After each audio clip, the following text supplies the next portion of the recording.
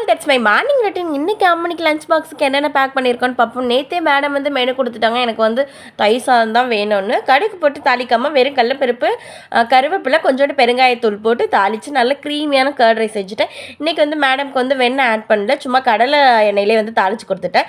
அப்புறம் வந்து அவள் சைட் டிஷ்க்கு வந்து மீல் மேக்கர் 2 நாளாக கேட்டுகிட்டே இருந்தால், அதனால் இன்றைக்கி வந்து அதை 65 போட்டு கொடுத்துருவோன்னு 65 போட்டு கொடுத்துட்டு நல்லா சாஃப்டாக இருந்துச்சு. இது ஃபுல்லாகவே இல்லாமல் ஹோம்மேட் மசாலா சேர்த்து போட்டது. கொஞ்சோண்டு கரம் மசாலா, மஞ்சத்தூள், மிளகாத்தூள், அதோட சேர்த்து 1 ஸ்பூன் தயிர், உப்பு, இது எல்லாத்தையும் போட்டு ஒரே 1 ஸ்பூன் கார்ன்ஃப்ளவர் போட்டு மேரினேட் பண்ணி 10 நிமிஷம் ஊற வச்சுட்டு அதுக்கப்புறம் எண்ணெயில் போட்டு பொரிச்சது. இன்றைக்கி ஜூஸ் வந்து சாத்துக்குடி தான் கொடுத்துருக்கேன்.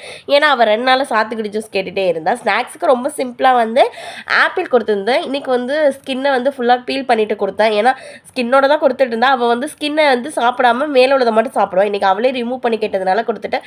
அப்படியே ஒரு கடல மிட்டாயும் வச்சுட்டேன். இதுதான் இன்றைக்கி வந்து பாப்பாவுக்கு லஞ்ச் பாக்ஸ் ரெசிபிஸ். ஹஸ்பண்டுக்கு இன்றைக்கி லஞ்ச் வேணாம் அப்படின்ட்டாரு. நெக்ஸ்ட் ஒரு வீடியோவில் பார்க்கலாம். பாய்.